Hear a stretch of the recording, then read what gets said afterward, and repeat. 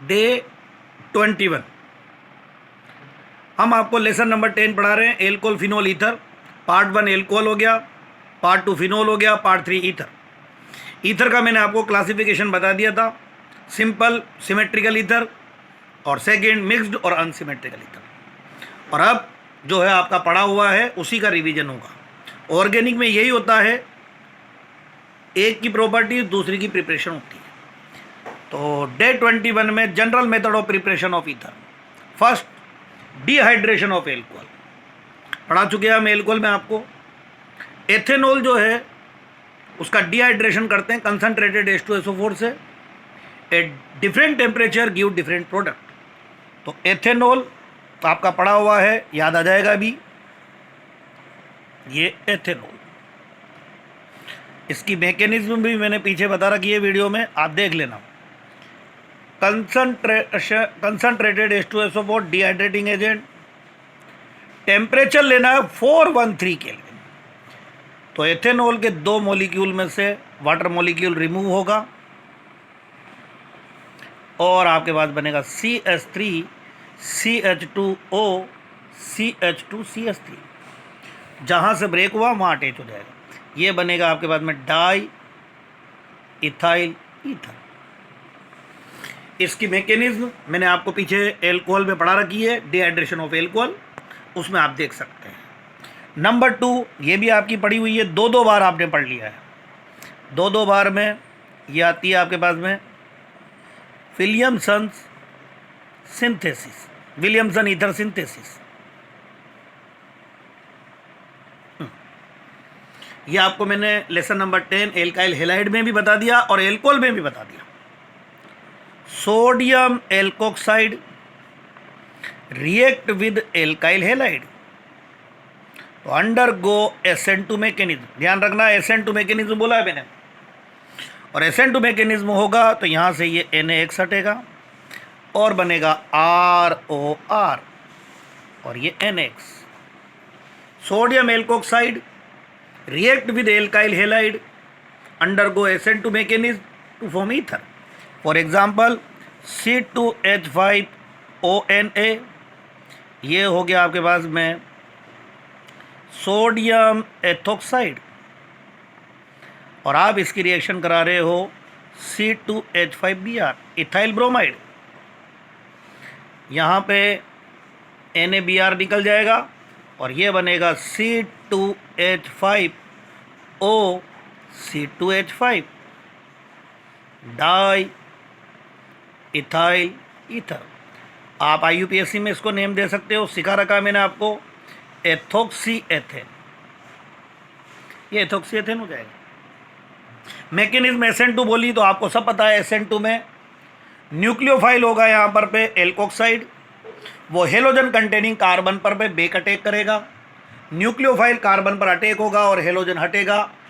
दोनों process simultaneously होंगे तो एक ट्रांजिशन स्टेट बनेगी जो अनस्टेबल होगी और वो डिसोसिएट होकर के प्रोडक्ट बना देगी। इसके अंदर में एक छोटा सा टॉपिक है, पढ़ लीजिए, लिमिटेशन ऑफ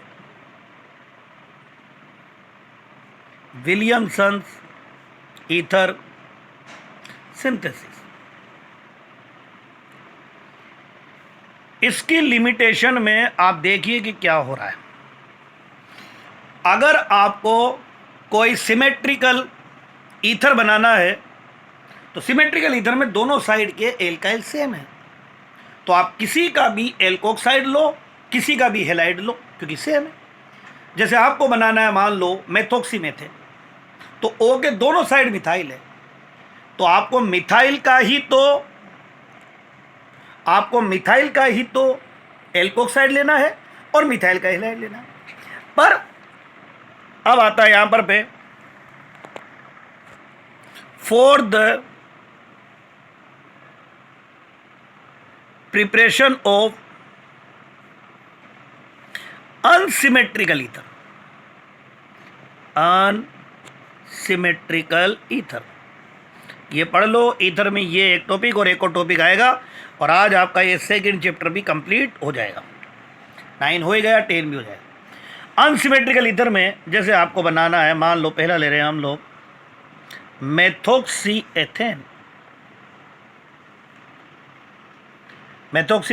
CH3O और ये हो गया CH3। अब आपके पास दो चॉइस है, किस एल्काइल का तो आप एल्कोक्साइड बनाएंगे, आपको सुटेबल रिएजेंट का सिलेक्शन करना है, तो किस एल्काइल का तो आप हेलाइड बनाएंगे और किस एल्काइल का एल्कोक्साइड बनाएंगे। तो ऊपर ही हमने गौर करवा दिया आपको, mechanism undergo by SN2 mechanism. SN2 mechanism इसका मतलब न्यूक्लियोफाइल बड़ा हो सकता है, पर हेलोजन कंटेनिंग कार्बन पर स्टेरिक हिंड्रेंस कम से कम होनी चाहिए। तो इसके लिए हेलाइड हमेशा छोटा हो, छोटे एल्काइल वाला हेलाइड हो। तो अब अपने आप आपकी चॉइस हो गई कि CH3CH2ONA, सोडियम एथोक्साइड लेना पड़ेगा आपको। ये इसके सूटेबल रिएजेंट है, सोडियम एथोक्साइड। और इधर लेना पड़ेगा मिथाइल का आपको ब्रोमाइड, ले ली। जब आपने ले लिया यहाँ पर बे, तो ये NaBr हटेगा ऐसे और ये बन जाएगा CH3CH2OCH3 और ये NaBr बाहर निकल जाएगा। यहाँ पर बे smaller alkyl has less steric hindrance, so nucleophile will attack easily. तो अनसिमेट्रिकल, सिमेट्रिकल में तो आपको चॉइस ही नहीं है, एक एल्काइल का एल्कोक्साइड और एक का हेलाइड लेना, पर अनसिमेट्रिकल में आपको स्मॉलर का हमेशा हेलाइड लेना है। नंबर 2 एक और आपको देते हैं यहाँ पर भी हम लोग, ये हो गया आपके पास में टर्शरी ब्यूटाइल मिथाइल ईथर। इसको आप यूं भी बोल सकते हो 2 मेथोक्सी 2 मिथाइल प्रोपेन। ये आपको प्रिपरेशन करना है। इसका प्रिपरेशन के लिए आप देखोगे इधर CH3 बहुत अच्छा क्वेश्चन दे रखा है NCERT में आपके, ये CH3 तो साफ दिख रहा है, एक एल्काइल का हेलाइड और एक का एल्कोक्साइड। तो आपके सुटेबल रिएजेंट होंगे CH3C CH3ONA। ये आपको लेना है सोडियम टर्शरी ब्यूटोक्साइड और स्मॉलर जो है CH3Br उसका हेलाइड लिया, NaBr निकल जाएगा और ये हो जाएगा CH3OCH3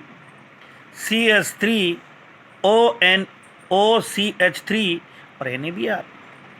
same dialogue, smaller alkyl group has less steric hindrance, so nucleophile will attack easily, तब तो सही। पर अगर आपने इस केस में उल्टा कर दिया, ये नोट बना करके इंपॉर्टेंट है, आपने यहाँ पर पे मिथाइल का तो ले लिया एल्कोक्साइड और ये टर्शरी ब्यूटाइल जो है उसका ले लिया हेलाइड, तो अब यहाँ SN2 मैकेनिज्म नहीं होगी, क्योंकि हेलोजन कंटेनिंग कार्बन पर आप देख रहे हो कितना स्टेरिक हिंड्रेंस हो रहा है, तो न्यूक्लियोफाइल का अटैक हो ही नहीं सकता। तो एलिमिनेशन रिएक्शन होगी यहां पर पे, एलिमिनेशन रिएक्शन होगी, क्योंकि यहां पर पे एल्कोक्साइड न्यूक्लियोफाइल आ गया, तो इसकी प्रेजेंस में अब ये एलिमिनेशन होगा। तो यहां से जाएगा HCl, डीहाइड्रोहेलोजिनेशन होगा और मेजर प्रोडक्ट बनेगा आपका एल्कीन CH3 यहाँ से H और यहाँ से Cl, डबल बॉन्ड CH2, ये बनेगा आपके पास में 2 मिथाइल प्रोपीन। यही इसकी लिमिटेशन है विलियमसन ईथर सिंथेसिस की, कि अगर आपके पास में विलियमसन ईथर सिंथेसिस से अनसिमेट्रिकल ईथर बनाना है तो हमेशा स्मॉलर एल्काइल का आप हेलाइड लोगे और बड़े वाला जो है लार्जर एल्काइल उसका एल्कोक्साइड लोगे। ये आपका इसका सिलेक्शन करना पड़ेगा। देन इसकी आती है फिजिकल प्रॉपर्टीज, जो आपको नहीं पढ़ानी है, रीजन आप पढ़ चुके हो। फिजिकल प्रॉपर्टीज में सबसे मेन आता है इसका बॉइलिंग पॉइंट। और ये मैं आपको एल्कोहल में पढ़ा चुका हूँ, याद कीजिए। Boiling point of ether is always less than corresponding alcohol. Alcohol and ether are functional isomer. The boiling point of ether is always less than alcohol. Why? To answer the, in alcohol, molecule are associated with intermolecular hydrogen. Underline. Large amount of energy required to break these bonds. So alcohol has higher boiling point. But in case of ether, molecule exist as discrete form, easily converted into vapor. तो ether का boiling point कम होगा। और अब आती है आपके इसकी chemical properties. Chemical properties के अंदर एक ही आपकी रिएक्शन डाली है एनसीईआरटी में, और वो है आपके पास पे आ जाइए, reaction with HI। Reaction with HI, ROR, ये HI के साथ रिएक्ट कर रहा है,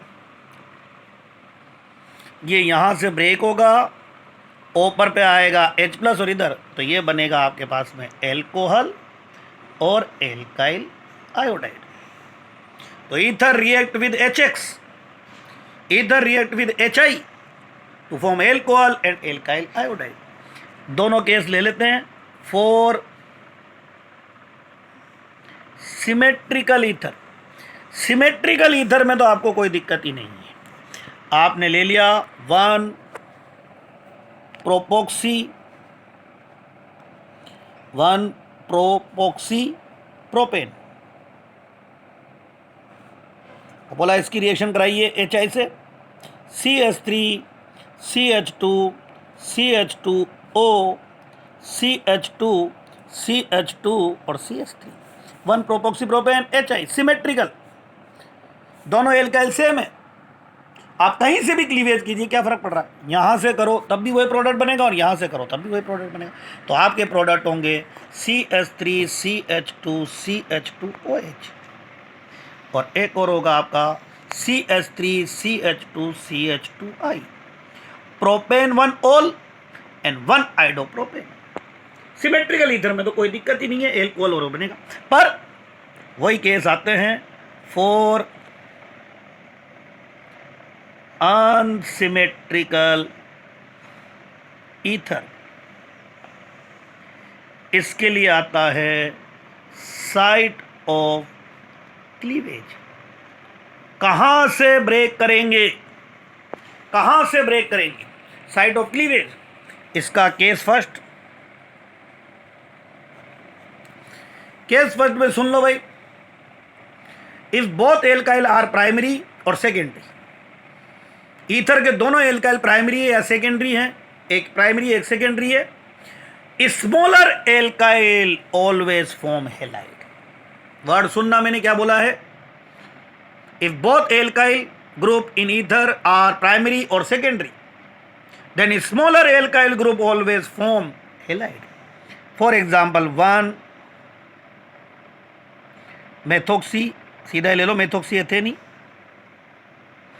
मेथोक्सी एथेन, मेथोक्सी एथेन में CH3O CH2 CH3, अगर आप HI के साथ रिएक्शन कराओगे तो मैंने बताया स्मॉलर जो है वो बनाएगा हेलाइड, यहाँ बनेगा CH3I और इधर CH3 CH2OH, ये तो बनेगा आपके पास में मिथाइल आयोडाइड और ये बनेगा एथेनॉल। कैसे समझना है, आंसर मैकेनिज्म में, मैकेनिज्म में HI डिसोसिएट होकर के बनाएगा H+ एंड I-, समझते रहना।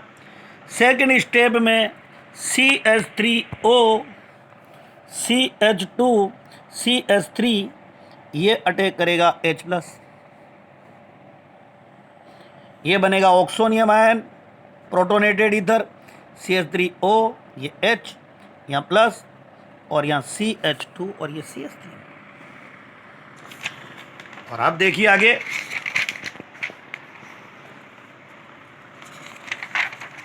इसके अंदर में थर्ड स्टेप में ये बना हमारा CH3O ऑक्सोनियम आयन। अब अभी मैंने लाइन बोली है दोनों तरफ के एल्काइल प्राइमरी और सेकेंडरी है, तो इनके कार्बोकेटाइन भी प्राइमरी सेकेंडरी होंगे और उनकी स्टेबिलिटी क्या होगी? कम। तो बनने की प्रोबेबिलिटी कम। उतनी देर में आयोडाइड वहां पहुंच चुका है। तो अब आयोडाइड कहां अटैक करे? तो वो हमेशा अटैक करेगा स्मॉलर पर, क्योंकि यहाँ स्टेरिक हिंड्रेंस क्या होगा? कम। तो ये I- आएगा और इस पर अटैक करेगा। यहाँ लिख सकते हो आप लोग, smaller alkyl group has less steric hindrance, और ये इस पर अटैक करेगा तो ये यहाँ से क्लीवेज हो जाएगा और ये CH3 के साथ तो आएगा I, और इधर CH3 CH2OH। तो आपने क्या देखा? दोनों एल्काइल प्राइमरी और सेकेंडरी है। एक प्राइमरी एक सेकेंडरी हो सकता है, दोनों प्राइमरी हो सकते हैं, दोनों सेकेंडरी हो सकते हैं। तो smaller alkyl always form halide. Mechanism बता दी। केस सेकेंड देखिए, आखिरी केस है ये इसका। If ether has one tertiary alkyl group, then tertiary alkyl group always form halide. For example वही ले रहे हैं हम लोग, 1 मेथॉक्सी, 2 मेथॉक्सी, 2 मिथाइल प्रोपेन, ये लिया मैंने CH3 CH3 CH3 OCH3। और अब अगर आप HI के साथ रिएक्शन कराओगे तो जो टर्शरी है बड़ा वाला वो हैलाइड बनाएगा। CH3 CH3 CH3 और यहाँ I और ये CH3OH। आंसर मैकेनिज्म से आएगा। मैकेनिज्म के पहले दोनों स्टेप सेम है। HI का डिसोसिएशन होगा H+ एंड I-, और सेकेंड स्टेप में सेम ऑक्सोनियम आयन बनेगा।